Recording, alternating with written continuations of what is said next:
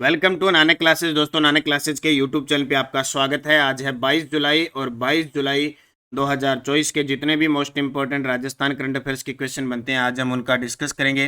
पूरा वीडियो ध्यान से देखना और लास्ट में मैं आपसे क्वेश्चन पूछूंगा जिनके जवाब आपको कमेंट बॉक्स में देने हैं। आप सभी प्यारे साथियों को आज पहला सावन का महीना है और सावन के महीने की शुरुआत सोमवार से हुई है। सभी विद्यार्थियों को अपने लक्ष्य तक पहुंचाने के लिए महादेव कृपा करे, आपको सद्बुद्धि दे और निरंतर आप में मेहनत करने की शक्ति दे। तो सभी हर हर महादेव की शुरुआत से ओम नमः शिवाय के इस महन सावन महीने की शुरुआत से स्टार्ट करते हैं। आज हम पढ़ेंगे मिस यूनिवर्स राजस्थान 2024 का खिताब, पेरिस ओलंपिक 2024 में राजस्थान के खिलाड़ी और आर्थिक समीक्षा 2023-24, कृषि व संबंधित क्षेत्र में योगदान क्या क्या है, पूरी चर्चा इस वीडियो के माध्यम से करेंगे। डेली आपको 7 बजे ये क्लास मिल जाती है, संडे के दिन वीकली और फिर मंथली क्लास मिल जाती है। तो करें स्टार्ट आज की क्लास 22 जुलाई 2024 राजस्थान करंट अफेयर्स के साथ। सबसे पहले कल के क्वेश्चनों को रिवाइज करते हैं।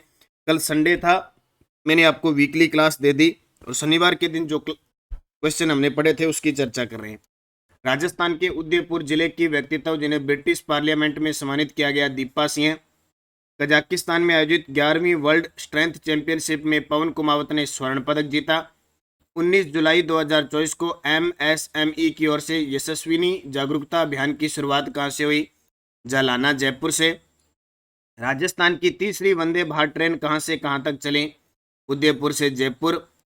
आर्थिक समीक्षा 2023-24 के अनुसार राजस्थान में कुल निर्यात 83,704.24 करोड़ और आर्थिक समीक्षा 2023-24 के अनुसार राजस्थान से निर्यात होने वाली 5 वस्तुएं अभियांत्रिकी यानी इंजीनियरिंग, हीरे जवाहरात यानी जवाहरात और आभूषण, धातुएं, कपड़ा और हस्तशिल्प, इन 5 वस्तुओं का योगदान लगभग 65% से ज्यादा है। तो ये हमने पढ़ा। इसकी क्विज आपको टेलीग्राम पे मिल जाती है, नानक क्लासेस शिव सर नाम से टेलीग्राम है, वो ज्वाइन कर लो सारे विद्यार्थी और इसकी वन लाइनर पीडीएफ भी प्राप्त हो जाती है। तो टेलीग्राम ज्वाइन कर लो और कोई भी मेरे साथ पर्सनली इंस्टाग्राम पे जुड़ना चाहता है तो जुड़ सकते हैं। स्टडी से संबंधित कोई भी समस्या है आप वहाँ बता सकते हैं। इसके अलावा इसका टेस्ट नानक क्लासेज ऐप में चल रही जनवरी से दिसंबर 2024 की टेस्ट सीरीज में मिल जाता है। इसमें डेली टेस्ट, वीकली टेस्ट और मंथली टेस्ट आपको मिलता है और ये मात्र 100 रुपये में आपको पूरे साल करंट उपलब्ध करवाएगा।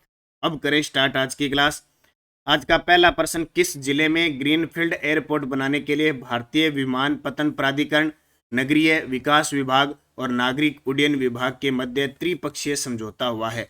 ये क्वेश्चन बहुत इंपॉर्टेंट है। ये पहले भी इसकी लगातार यहाँ बनाने की समझौते चल रहे हैं लेकिन समझौता हो नहीं पाया, जगह की वजह से और है। इसके अलावा बजट में भी इसकी घोषणा की गई। अब इस सरकार के द्वारा बजट में घोषणा हुई है और भारतीय विमानपत्तन प्राधिकरण, नगरीय विकास निगम और नागरिक उड्डयन विभाग के मध्य त्रिपक्षीय समझौता हो चुका है और वो कोटा के शंभूपुरा में ग्रीनफील्ड एयरपोर्ट बनाया जाएगा। तो कोटा में बनने वाले ग्रीनफील्ड एयरपोर्ट को लेकर शुक्रवार को मुख्यमंत्री भजनलाल शर्मा की मौजूदगी में त्रिपक्षीय एमओयू हुआ, यानी MOU memorandum of understanding. Airport को बनाने में करीब 1,000 करोड़ रुपए की लागत आएगी। 6 माह बाद निर्माण शुरू होगा और करीब 2-2.5 साल में बनकर तैयार हो जाएगा। ठीक है, तो भारतीय विमानपत्तन प्राधिकरण, नगरीय विकास विभाग और नागरिक उड्डयन विभाग के मध्य समझौता हुआ है। अब बात एयरपोर्ट की आई है तो राजस्थान के अंदर एक तो अपने सांगानेर जो हवाई अड्डा है, जयपुर में एकमात्र अंतर्राष्ट्रीय हवाई अड्डा है। इसके अलावा किशनगढ़ में हवाई अड्डा है, सांगानेर में है महाराणा प्रताप हवाई अड्डा, उदयपुर के अंदर है। इसके अलावा छोटे मोटे और भी हवाई अड्डे हैं लेकिन मुख्य ये है। सैन्य हवाई अड्डों की बात करें तो अपने सूरतगढ़ श्री गंगानगर के अंदर है, नाल बीकानेर के अंदर है, एक जैसलमेर में है, एक जोधपुर में है, रातानाडा जोधपुर में, एक फलोदी के अंदर है और एक उत्तरलाई बाड़मेर के अंदर। इतने सैन्य हवाई अड्डे हैं। तो अभी ग्रीनफील्ड एयरपोर्ट बनाने के लिए कहाँ समझौता हुआ है? कोटा के अंदर। कहाँ हुआ है? कोटा। ये वही कोटा है जहाँ से देवनारायण आवासीय पशुपालक योजना चल रही है, जहाँ ऑक्सोजोन पार्क है, स्ट्रेस पार्क है, स्नेक पार्क है, राजस्थान का दूसरा प्लाज्मा बैंक है, अस्थि बैंक है, इसके अलावा अस्थि यानी बोन बैंक है। इसके अलावा राजस्थान का चौथा बायोलॉजिकल पार्क यहीं स्थित है अभेड़ा में। राजस्थान का तीसरा टाइगर रिजर्व यहाँ पे मुकुंदरा हिल्स है। राजस्थान का तीसरा राष्ट्रीय उद्यान मुकुंदरा हिल्स, ये भी कहाँ पे है, कोटा के अंदर स्थित है। तो ये याद रखना इंपॉर्टेंट चीज है। साइबर क्राइम के अनुसंधान की ट्रेनिंग देने के लिए किस स्थान पर Rajasthan technical police training academy खोली जाएगी? अब सीधी सी बात है, सबसे ज्यादा ये क्राइम बढ़ रहा है साइबर का, ऑनलाइन धोखाधड़ी का जो सिस्टम है ये बहुत चल रहा है, इसमें पुरुषों के अलावा महिलाएं भी बहुत शामिल है। तो इसके लिए ट्रेनिंग देने के लिए अब नए भर्ती होते हैं पुलिस में, या पुराने जो बहुत ज़्यादा पुराने सिर्फ कागजी कार्रवाई जानते हैं, तो उनके लिए टेक्नोलॉजी का सिस्टम बहुत जरूरी है, बिना टेक्नोलॉजी की वो कुछ नहीं कर सकते। तो Rajasthan technical police training academy कहाँ खोली जाएगी? घाट गेट जयपुर में। घाट गेट है जयपुर के अंदर Rajasthan technical police training academy खोली जाएगी। तो साइबर क्राइम के अनुसंधान की ट्रेनिंग देने के लिए 5 करोड़ की लागत से घाट गेट जयपुर में Rajasthan technical police training academy खोली जाएगी। इसके अलावा आपको याद रखना है, अमृता देवी बिश्नोई एंटीजीनियस प्लांट म्यूजियम की स्थापना कहाँ की जाएगी? खेजड़ली जोधपुर में। और खेजड़ली जोधपुर के अंदर अमृता देवी बिश्नोई के नेतृत्व में 1730 में 363 व्यक्तियों द्वारा वृक्षों को बचाने के लिए बलिदान दिया गया था। और राजस्थान में वन्य जीव और पर्यावरण के क्षेत्र में जो सर्वश्रेष्ठ पुरस्कार दिया जाता है वो भी अमृता देवी बिश्नोई पुरस्कार दिया जाता है। तो कहाँ खुलेगी? घाटगेट जयपुर में। रोट्टू नागौर संरक्षित क्षेत्र है, मुकाम बीकानेर में बिश्नोई संप्रदाय का सबसे बड़ा मेला लगता है। मिस यूनिवर्स राजस्थान 2024 का खिताब किसने जीता? मिस यूनिवर्स राजस्थान 2024 का खिताब किसने जीता? अब क्या होता है कि हम कहते हैं ना मिस यूनिवर्स, पहले राज्य स्तर पर मिस यूनिवर्स होता है, उसके बाद में देश पर मिस यूनिवर्स होता है, और फिर वहाँ जो टॉपर रहते हैं वो फिर वर्ल्ड के अंदर जाते हैं, यानी पूरे संसार का मिस यूनिवर्स होता है। ठीक है, तो अब राजस्थान के संदर्भ में मिस यूनिवर्स हुआ है, तो इसका नाम क्या हो गया? Miss universe 2024। तो मिस यूनिवर्स 2024 का खिताब किसके द्वारा जीता गया? तो ये जीता किसने? मानिका सुथार ने। किसने? मानिका सुथार ने ये खिताब जीता। ठीक है, मानिका सुथार ने मिस यूनिवर्स राजस्थान 2024 का खिताब जीता है, याद रखना। तो मिस यूनिवर्स राजस्थान 2024 बनी है मानिका सुथार। राजस्थान की मानिका या मानिका सुथार राष्ट्रीय स्तर पर मिस यूनिवर्स इंडिया प्रेजेंट में प्रतिनिधित्व करेगी। अब ये मिस यूनिवर्स इंडिया प्रेजेंट में प्रतिनिधित्व करेगी, वहां अगर ये परफॉर्मर में अच्छी रहती है तो फिर ये बाकी जो देश हैं उनके साथ करेगी। इन 3 प्रतियोगिता होगी। अब ये तो आगे मिस, ठीक है, एक याद रखना, अभी मिस राजस्थान कौन बनी थी कुछ दिन पहले ही? मिस राजस्थान, तो मिस राजस्थान कौन बनी थी? वो बनी थी हर्षिका बत्रा। कौन बनी थी? हर्षिका बत्रा। ये भी याद रखना दोनों को। हर्षिका बत्रा मिस राजस्थान बनी, और मिस यूनिवर्स कौन बनी?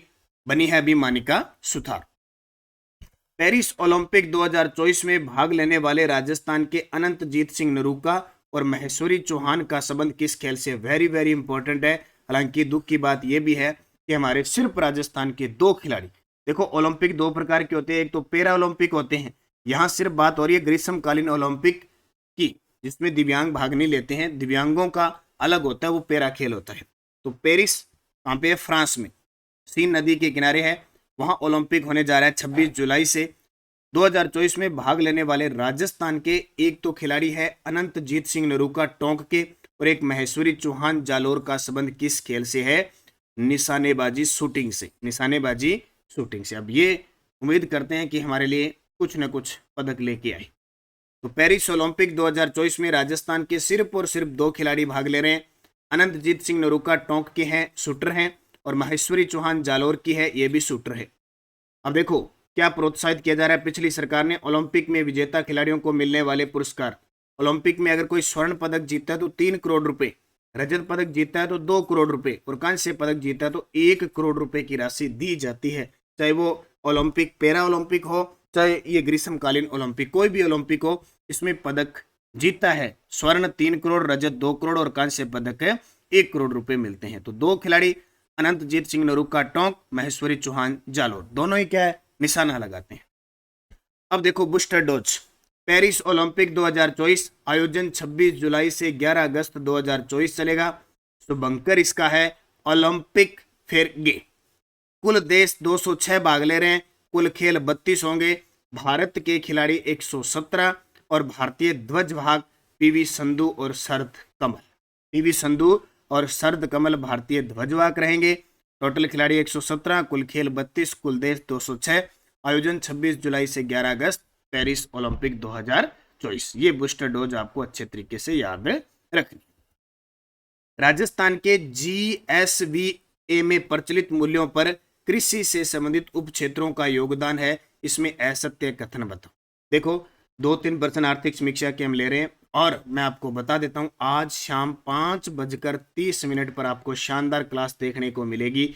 आर्थिक समीक्षा 2023-24 में कृषि व संबंधित क्षेत्र का योगदान लाइव मैं 5:30 पर एक क्लास लूंगा, तो तैयार रहना सारे विद्यार्थी और एक एक चीज हम पढ़ेंगे।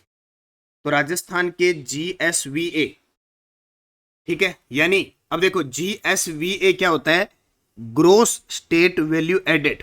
ग्रोस स्टेट वैल्यू एडेड में प्रचलित मूल्यों पर कृषि से संबंधित उप क्षेत्रों का योगदान। देखो कृषि होती है और उसके उप क्षेत्रों जैसे फसल होगी, पशुधन हो गया, वानिकी होगी, मत्स्य, ये सारे इसके अंदर आते हैं। तो देखो योगदान क्या है, फसल क्षेत्र का है 44.53, पशुधन का है 48.58%, वानिकी का है 16.40, ये गलत है, ये 6.40 है, ठीक है। मत्स्य क्षेत्र का है 0.49%, तो ये असत्य हो गया, ये प्रश्न पेपर में आते हैं अभी। तो राजस्थान के जीएसवीए में कृषि व संबंधित क्षेत्र का योगदान व उसके उप क्षेत्रों की संरचना पूरी डिटेल देख लो। राजस्थान के सकल राज्य मूल्यवर्धन, जिसको अंग्रेजी में कहते हैं जीएसवीए, यानी ग्रोस स्टेट वैल्यू एडेड में प्रचलित मूल्यों पर वर्ष 2011-12 में कृषि व संबंधित क्षेत्र का योगदान 28.56% रहा, ये मैं आपको बता चुका हूं, जो घटकर 2023-24 में 26.72% हो गया है, यानी ये घटा है। कृषि व संबंधित क्षेत्रों में उप क्षेत्रों में देखो फसल आती है, पशुधन आता है, मत्स्य आता है और वानिकी शामिल होते हैं। वर्ष 2023-24 में कृषि व संबंधित क्षेत्र में प्रचलित मूल्यों पर फसल क्षेत्र का अंश है 44.53%। फसल क्षेत्र का अंश कितना है, 44.53, पशुधन का है 48.58, वानिकी का 6.40, मत्स्य का 0.49। अब प्रश्न क्या आता है कि कृषि से संबंधित उप क्षेत्रों में सबसे ज्यादा योगदान किसका है, तो आप बताओगे क्या, फसल का तो 44 है, पशुधन का 58 है, 48 है, तो पशुधन का 48 ज्यादा रहेगा। विकास के संदर्भ में कृषि व संबंधित क्षेत्र में स्थिर मूल्यों 2011-12 मूल्यों पर वर्ष 2023-24 में वर्ष 2022-23 की तुलना में 2.13% की वृद्धि हुई है। फसल हो गई, पशुधन हो गया, वानिकी हो गया, मत्स्य क्षेत्र में क्रमशः देखो फसल में 1.61% की कमी हुई है, पशुधन में 5.83% वृद्धि हुई है और वानिकी में 2.82% की वृद्धि हुई है और मत्स्य में 15.21% की वृद्धि होने का अनुमान है। तो ये थोड़ा सा टफ लगेगा लेकिन परीक्षा की दृष्टि से इंपॉर्टेंट है। अगला एक और देख लो, प्रचलित कीमतों पर 2023-24 में सकल मूल्य उत्पाद में पशुधन उत्पादों का प्रतिशत हिस्सा कितना है। प्रचलित कीमतों पर वर्ष 2023-24 में सकल मूल्य जो उत्पाद होते हैं उसमें पशुधन उत्पादों का योगदान कितना है। अब कृषि में पशुधन आता है, पशुधन में देखो दूध का योगदान है 80.64%, अंडे का योगदान है 0.64% और मांस का योगदान है 6.35%। उपयुक्त सभी सत्य है, ये भी इंपॉर्टेंट है। अब इसमें पूछ ले कि पशुधन में सबसे ज्यादा योगदान किसका है, दूध का। तो वर्ष 2023-24 में प्रचलित मूल्यों पर पशुधन क्षेत्र का सकल राज्य मूल्यवर्धन 1.85 लाख करोड़ अनुमानित है। राजस्थान राज्य में पशुधन क्षेत्र से होने वाली दूध में आय में दूध, अंडे और मांस का प्रमुख योगदान है। दूध का योगदान 80.84 है, अंडे का 0.64 है, मांस का 6.35 और अन्य जो भी आ जाते हैं वो 12.38% योगदान। अगला प्रश्न देखो, बहुत इंपॉर्टेंट प्रश्न है योजनाओं से संबंधित, और अब सेंटर में भी भाजपा सरकार है और राज्य में भाजपा सरकार है, यानी सरकार कोई भी हो, जब सेंटर और राज्य में एक ही सरकार हो तो ये समझ लो सेंटर की जो योजना है वो राज्य में लगभग लागू होती है और वहीं से प्रश्न आते हैं योजना से। तो प्रधानमंत्री श्री योजना के बारे में असत्य कथन बताओ। प्रधानमंत्री द्वारा 5 सितंबर 2023 को पीएम श्री योजना शुरू करने की घोषणा की थी, ये गलत है, 2023 को नहीं, ये 2022 को की थी। अवधि इसकी 2022 से 2027 है, यानी 5 वर्ष है। प्रथम चरण में राजस्थान के सबसे ज्यादा 402 सरकारी विद्यालयों का चयन हुआ था और राजस्थान में दूसरे चरण में अब 237 सरकारी विद्यालयों का चयन किया गया है, ये भी सही, ठीक है। अब पूरी डिटेल देख, तो पहला उत्तर गलत हो जाएगा इसका। प्रधानमंत्री श्री योजना के तहत राजस्थान के टोटल 716 विद्यालय मॉडल स्कूल बनेंगे। अब फुल फॉर्म जरूर याद रखने की, प्रधानमंत्री श्री योजना की फुल फॉर्म क्या है? Prime minister school for rising India योजना। प्राइम मिनिस्टर यानी पीएम, श्री यानी स्कूल एस, ठीक है, फॉर श्री का जो है नाम है Shri, for rising SRI Shri, ठीक है, स्कूल फॉर राइजिंग इंडिया योजना के तहत राजस्थान में 716 स्कूलों का विकास और उन्नयन किया जाएगा। प्रदेश के हर ब्लॉक के 2-2 स्कूल जिनमें एक उच्च माध्यमिक एक उच्च प्राथमिक विद्यालय का चयन किया गया है।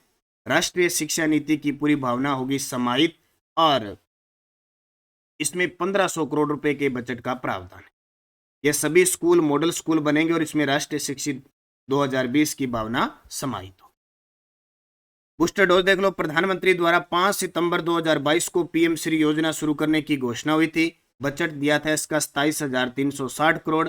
अवधि इसकी रखी गई है 2022 से 2027। देश में कुल 14,597 स्कूलों को आदर्श स्कूल के रूप में विकसित किया जाएगा। राजस्थान के टोटल 716 स्कूल है। इसमें प्रथम चरण में 402 सरकारी विद्यालयों का चयन किया गया और दूसरे चरण में 237 सरकारी विद्यालयों का चयन किया गया। तो ये क्वेश्चन किसी भी प्रकार से एग्जामिनर आपको पूछ सकता है, इसलिए मैंने इस योजना की जो शिक्षा जगत से संबंधित है ये आपको बता दिया। हालांकि महात्मा गांधी अंग्रेजी माध्यम स्कूल के लिए मैंने एक स्पेशल शिक्षा जगत के नवाचार और योजनाओं का वीडियो बना दिया, वो आप जरूर देखें। टेलीग्राम ज्वाइन कर लें नानक क्लासेज और नानक क्लासेज शिव सर, ताकि आपको PDF क्विज वगैरह सारी आपको प्राप्त हो रहे। और टेलीग्राम ज्वाइन करना दोनों वीडियो के डिस्क्रिप्शन में, देखो वीडियो खोलते हैं ना नीचे आता है, तो वहां जाके जो लिंक है वहां से लो, ताकि आप उल्टे सीधे टेलीग्राम ज्वाइन न कर पाओ। पिछले वीडियो का क्वेश्चन था किस जिले में जीवाश्म आधारित पार्क फॉसिल पार्क बनाया जाएगा, तो आप सभी का सही जवाब जामर, कोटड़ा, उदयपुर। अब आपके लिए क्वेश्चन जिसका जवाब कमेंट में देना है। किस पुलिस प्रशासन ने शहर की जनता को सुरक्षित वातावरण उपलब्ध कराने के लिए नजर सिटीजन ऐप लॉन्च किया है? कोटा ने, गंगानगर ने, जयपुर ने, भीलवाड़ा ने। सही जवाब आपको देना है। 5 क्वेश्चन आपको दिए थे। RS प्री 2023 में आए हुए प्रसिद्ध चित्रकार मोहम्मद शाह जयपुर के किस महाराजा का दरबारी चित्रकार था? स्वाई जयसिंह। राजस्थान में किस संप्रदाय के पुरुषों द्वारा अग्नि नृत्य किया जाता है? जसनाथी संप्रदाय फतेह फतेह का उद्घोष करते हैं। कतरिया सर, बीकानेर। चंद्रभागा मेला प्रतिवर्ष कार्तिक मास को झालावाड़ के झालरापाटन में चंद्रभागा नदी के किनारे लगता है। अचलदास खिचरी वचनिका शिवदास गार्डन ने लिखी और कुवल्यमाला नामक कथा संग्रह में कितनी भाषाओं का उल्लेख है? 18। ये कुवल्यमाला गुर्जर प्रतिहार के शासक आए थे वासुदेव के समय। कुवल्यमाला ग्रंथ उद्योतन सूरी ने संस्कृत भाषा में लिखा था। ये क्वेश्चन 5 आए हुए थे। अब 5 क्वेश्चन हो रहा है, लास्ट एंड हो जाएगा, राजस्थान जीकेगा। RS प्री एग्जाम 2023 में क्या आए थे? ललित विग्रह राज नाटक की रचना किसने की थी? राजस्थान राज्य का प्रथम राज प्रमुख किसे नियुक्त किया गया था? मत्स्य संघ का वृहत राजस्थान में विलय कब हुआ? एक ही आंदोलन प्रारंभ करने के पहले मोतीलाल तेजावत किस राजपूत ठिकाने में कामदार के पद पर कार्यरत थे? एक ही आंदोलन प्रारंभ करने के पहले मोतीलाल तेजावत किस राजपूत ठिकाने में कामदार के पद पर कार्यरत थे? और अजमेर का पराक्रमी चौहान शासक जिसने दिल्ली पर विजय प्राप्त करके उसे अपने साम्राज्य में मिला लिया था? 5 के जवाब आप सारे विद्यार्थी कमेंट में दोगे अच्छे तरीके से। ये आपका गृह कार्य होता है, डेली आप इस गृह कार्य को किया करो। ये 5 प्रश्न याद ही रहने चाहिए, आपको पता लगे कि हम क्या पढ़ रहे हैं और एग्जामिनर हमें प्रश्न कैसे पूछ रहा है। निरंतर मेहनत करो। और ये बाजार में पुस्तक उपलब्ध हो चुकी है, राजस्थान करंट अफेयर्स की अर्धवार्षिक 1 जनवरी से लेकर और 10 जुलाई 2024 का इसमें मैटर है। ठीक है, फ्लैगशिप योजना डाली हुई है, बजट डाला हुआ है नया 2024-25 का जो 10 जुलाई को जारी हुआ था। चर्चित व्यक्ति, नियुक्तियां, महोत्सव, खेल खिलाड़ी, पुरस्कार, लोकसभा चुनाव, विधानसभा चुनाव, वन रिपोर्ट, पशु रिपोर्ट, सब डाटा डाला हुआ है। युद्धाभ्यास है, राजस्थान में कौन नए पदाधिकारी, सब एकदम अपडेट के साथ है। तो ये पुस्तक हर विद्यार्थी के हाथ में होनी चाहिए, ऑनलाइन ऑफलाइन। ऑनलाइन की सुविधा हमारी सिर्फ डाक सुविधा है। और एक नंबर बताता हूँ 80-580-22-001, इस नंबर पे आप संपर्क करके पुस्तक ले सकते हैं। देखो इस पुस्तक का प्राइस ऑफलाइन अगर आप बाजार से लोगे तो 120 रुपये है, अगर आप ऑनलाइन करते हो 130 रुपये, तो आपको घर बैठे पहुंच जाएगी। 130 रुपये इस नंबर पे आप पे करें, उसका स्क्रीनशॉट डालें, अपने डाक का एड्रेस और अपना मोबाइल नंबर लिख दें, आपकी पुस्तक आपके घर पर पहुंच जाएगी। जहां तक डाकिया लेके जाएगा, आपके घर के नज़दीक, गली मोहल्ले, बाजार में जहाँ ले जाएगा वहां पुस्तक पहुंच जाएगी। तो ये पुस्तक हर विद्यार्थी के हाथ में होनी चाहिए। शानदार जानदार ये पुस्तक, बड़े दिल के साथ ये जो मैं करंट आपको पढ़ा रहा हूँ, उस महादेव की कृपा से एक एक चीज को बड़े गजब तरीके से सेट करके दिया है। तो निश्चित आप ये पुस्तक खरीदें, मेहनत करें, निश्चित आपको सफलता मिलेगी। बाकी टेस्ट सीरीज वीडियो कोर्सेज चल रहे हैं, बार बार पढ़ें। जल्द ही वैकेंसियाँ आने वाली हैं, क्योंकि भर्तियां आती रहती है। जिसको नौकरी लगना होता है वो भर्तियों का इंतजार नहीं करता, बल्कि जिस भर्ती में लगना चाहता है उसका सिलेबस कवर करता है। तो धन्यवाद। जय हिंद, जय भारत, जय राजस्थान।